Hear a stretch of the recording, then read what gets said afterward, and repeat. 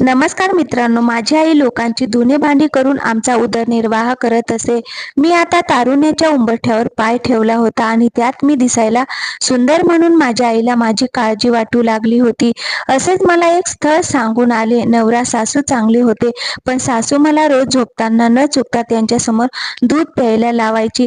नंतर मी प्रेग्नेंट राहिले, पण माझा गर्भपात झाला. असे 4-5 वेळा झाले. मला सासूवर संशय येऊ लागला, म्हणून मी एक दिवस दूध प्यायचे नाटक केले आणि झोपले. नंतर मला सासूच्या खोलीतून आवाज येऊ लागला. मी पाहिले तर माझी सासू माझ्याच नवऱ्यासोबत. मी आता तारुण्याच्या उंबरठ्यावर पाय ठेवला होता. आम्ही फार गरीब लोक होतो. माझी आई लोकांच्या घरची धुणी भांडी, झाडू पडेल ते काम करून आमचा उदरनिर्वाह करत असे. बाबांना काही वर्षांपूर्वी अर्धांगवायूचा झटका आला होता, त्यामुळे ते खाटेवरच पडून असायचे. देवा, माझ्यासारखं आयुष्य कोणालाच नको देऊ. माझे नाव शालिनी आहे. मी आता तरुण दिसायला लागली होती, त्यामुळे माझ्या आईला आणखीनच काळजी वाटू लागली होती. मी 17 वर्षाची होते. मला शिकून खूप मोठं व्हायचे होते, पण आमच्या गरीब परिस्थितीमुळे ते शक्य नव्हतं. मला खूप वाईट वाटायचे. आमची आई खूप धडपड करून आमचे घर चालवायची. खूप त्रास सहन करून ती बाबांच्या औषधांचा खर्च उचलायची. मला माझ्या आई वडिलांचे खूप वाईट वाटायचे. देवाने माझ्या आई वडिलांच्या आयुष्यात एवढी संकटे का लिहिली आहेत? माझ्या आईचे आयुष्य लिहिताना देवाला अजिबात दया आली नाही का? कधी कधी मला असं वाटायचं की देवाने मला जर मुलगा बनवला असता तर या म्हातारपणात मी माझ्या आई वडिलांचा आधार बनले असते. पण ही फक्त विचार करण्याची गोष्ट आहे. देवाला पाहिजे असते तेच घडते. मी 12वी नंतर शाळा सोडली आणि आईला घरकामात मदत करू लागले. कधी कधी ती मला तिच्या सोबत काम करायला घेऊन जायची. माझे संपूर्ण बालपण असेच गरिबात गेले. मी एक नाजूक गोऱ्या रंगाची आणि दिसायला छान असणारी मुलगी होते. आता मी 20 वर्षाची झाले. माझी सुंदरता पाहून मला आता स्थळ सांगून यायला लागली होती. पण काय आहे की सगळ्यांना माझ्यासोबतच हुंडाई हवा आहे. माझ्या आई वडिलांची हुंडा देण्याची परिस्थिती अजिबात नव्हती. एके दिवशी असाच मला मुलगा पाहायला आला आणि आई त्याला लगेच हो म्हणाली.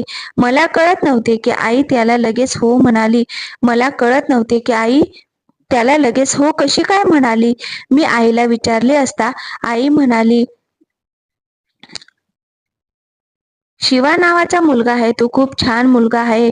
माझ्या एका मैत्रिणीच्या ओळखीचा मुलगा आहे आणि एकटाच आहे. त्याला कोणी भाऊ नाही. 2 बहिणी आहेत, पण त्यांची लग्न झालेली आहेत. तो त्याच्या आईसोबत राहतो. बाप नाही, एवढेच त्याचं कुटुंब आहे. जर तुझं तिथे लग्न झालं तर तू खूप आनंदात राहशील. पाहण्याचा कार्यक्रम झाला आणि त्या लोकांनी मला पसंत केले. मी पण खूप आनंदात होते. माझ्या आयुष्याची नवीन सुरुवात होणार होती. माझा कोणीतरी आता जीवनसाथी असेल असा विचार करूनच मी खुश होत होते. मुलाकडचे लोक म्हणाले, आम्हाला हे लग्न साध्यापणाने करायचे आहे.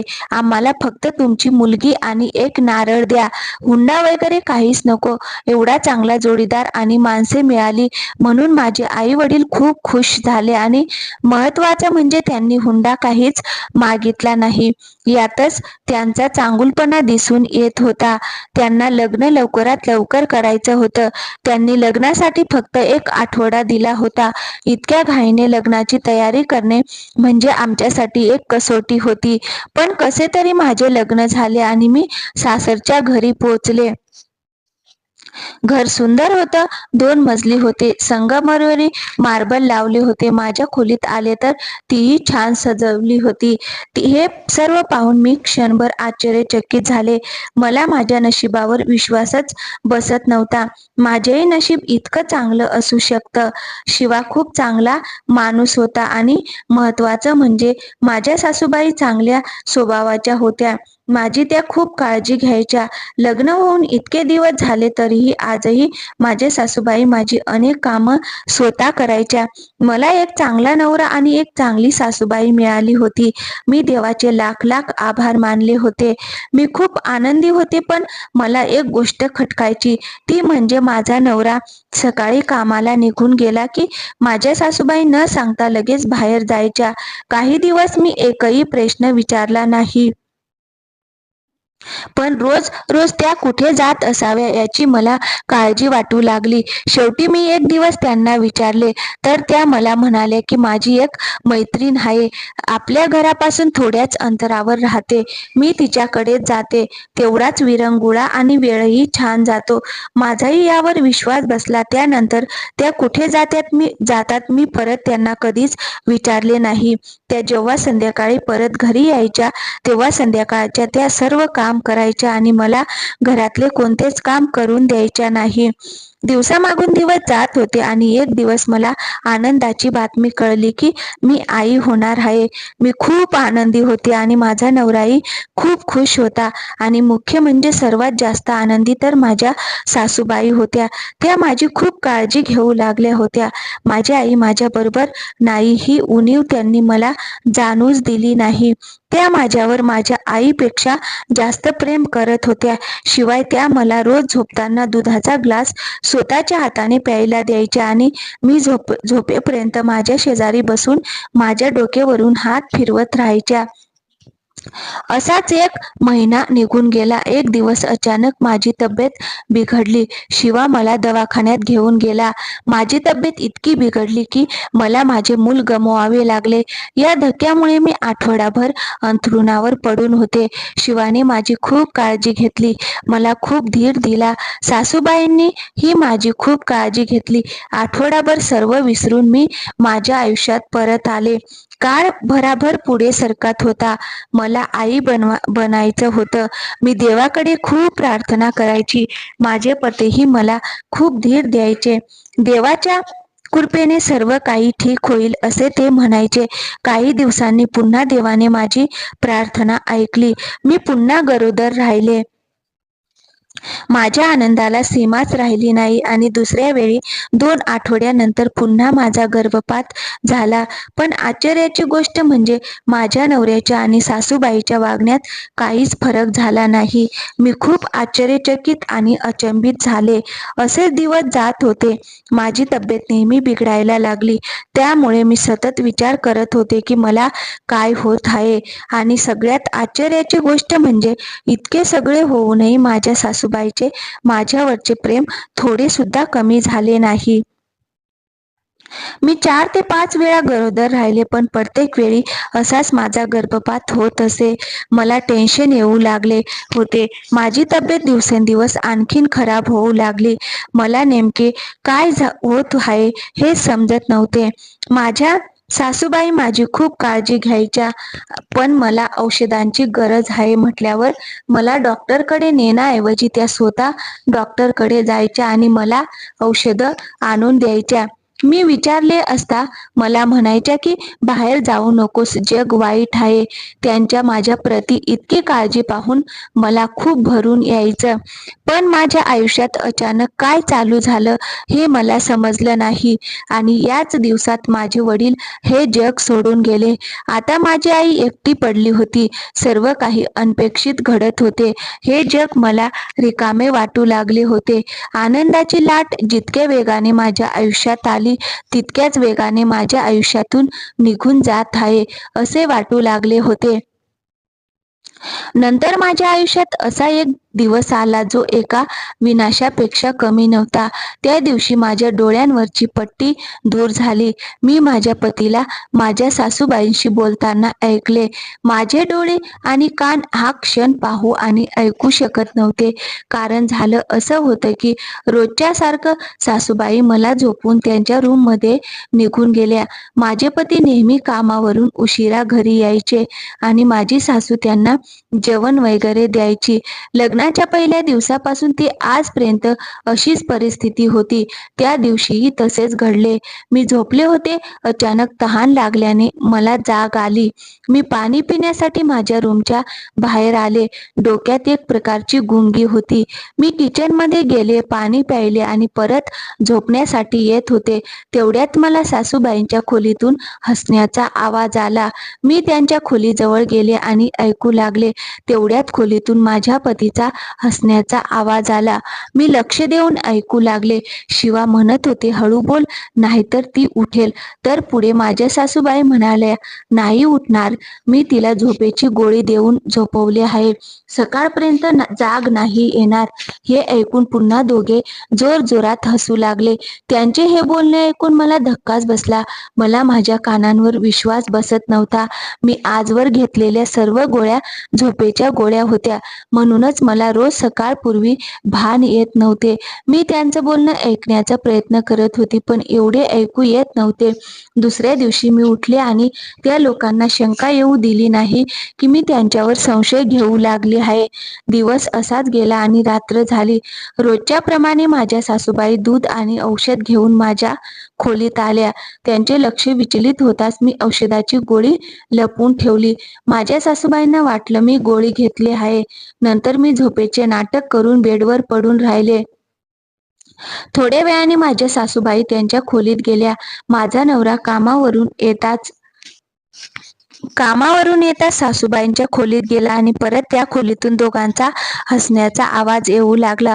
मी हळूच उठले आणि त्यांच्या खोलीच्या बाहेर उभे राहून त्यांचं बोलणं ऐकू लागले. माझे पती आणि माझी सासूबाई, ज्यांचे नाव सुलभा होते, ते दोघे आपापसात बोलत होते. सुलभा, मला वाटते की ही बाई सुद्धा मुलाला जन्म देऊ शकणार नाही. मग मी दुसरे लग्न करून काय उपयोग झालं? मला तुझ्यापासून मूल होऊ शकले नाही, म्हणूनच मी तिच्याशी लग्न केले, पण तीही आई होऊ शकत नाही असं वाटतंय. मी काय करू आता तूच सांग. मला कोणत्याही प्रकारे मूल हवं आहे. सुलभा म्हणाली, मी माझ्या लाडक्या नवऱ्याचे म्हणजे तुझे लग्न आणखी सुंदर मुलीशी करून देईल आणि ती नक्कीच तुला मूल देईन. शिवा म्हणाला, मग या मुलीचे काय करायचे? सुलभा म्हणाली, ती अशीच मरणार आहे. तू तिची काळजी करू नकोस. माझ्याकडे भरपूर उपाय आहेत. आणि दोघेही मोठमोठ्याने हसायला लागतात. हे सर्व ऐकून माझ्या पायाखालची जमीनच सरकली. ज्या स्त्रीला मी माझ्या आईचा दर्जा देत होते, ती माझ्या नवऱ्याची बायको होती. हे सगळं माझ्यासोबत काय होत होते मला समजतच नव्हते.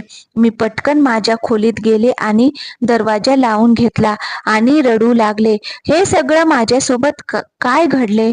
मी असं काय पाप केलं होतं की जी ही शिक्षा मला भेटली? मला आता स्वतःचाच राग येऊ लागला होता. आता मी माझा मृत्यू अगदी जवळून पाहत होते. थोड्या वेळ विचार करून मी ठरवले की सकाळी शिवा कामावर गेल्यावर मी सुलभाला भेटेल आणि तिला विचारेन की आता माझे आयुष्य संपणारच आहे. तुम्ही माझ्यासोबत असे का वागलात? हे सगळं करून तुम्हाला काय मिळालं?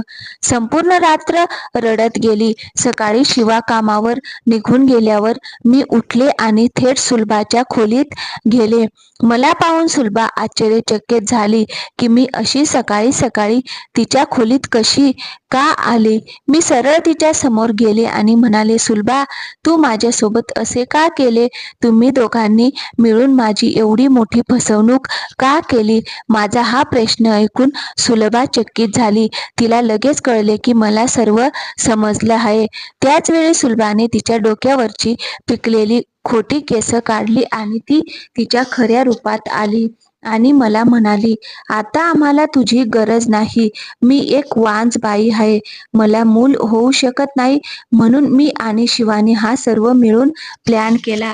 पण मला मनातून वाटत होते की शिवाला मूल फक्त मीच देणार. शिवाला माझ्याशिवाय कोणापासून मूल होऊ नये असं मला वाटायचं. म्हणूनच झोपताना औषध देऊन मी तुझ्या मुलांना मारत राहिले. पण काही करून शिवाला त्याचे मूल हवे होते. तुझ्यासारखा तुझा सारखा सारखा गर्भपात हा मीच करत होते आणि मी तुला रोज रात्री दुधातून असे औषध दिले आहेत की ज्यामुळे तू आतून पूर्ण निकामी होत चालली आहेस. लवकरच तू मरणाच्या दारात उभी असशील. सुलभाने सांगितलेली प्रत्येक गोष्ट माझ्या हृदयाचे तुकडे करत होती. मी सुलभावर जोरात ओरडले आणि म्हणाले, देवाच्या घरात न्याय आहे. तू जे केलेस त्याची शिक्षा तुला नक्कीच भेटेल. आता जरी मी तुझे काही नुकसान करू शकत नसले तरी देव मला नक्कीच न्याय देईल आणि तुला याची शिक्षा नक्कीच मिळेल. आता मला या कैदेतून लवकर सुटायचे होते म्हणून मी तिथून बाहेर पडण्याचा प्रयत्न करू लागले. पण त्या हडळने माझे केस ओढून मला पकडले आणि एका खोलीत बंद केले आणि खोलीच्या बाहेर उभी राहून मला म्हणाली, माझ्या शिवाला येऊ दे, तो आजच तुझे काम तमाम करेल. सुदैवाने ती खोलीची खिडकी उघडी होती. मी लगेच खिडकीतून उडी मारली आणि आईच्या घराच्या दिशेने धाव घेतली. कसे तरी धडपडून मी आईला गाठले. त्या दिवशी मी आईच्या खुशीत खूप खूप रडले. मी आणि माझी आई संध्याकाळी पोलीस चौकीमध्ये गेलो आणि त्यांना सगळे सांगितले. पोलिसांनी त्यांचे फोटो दाखवले आणि विचारले, हेच आहेत का? मी म्हणाले, हो हेच आहेत. कारण त्यांनी अजून एका मुलीला फसवले होते आणि त्या मुलीने सुद्धा सुलभा आणि शिवाची कंप्लेंट केली होती.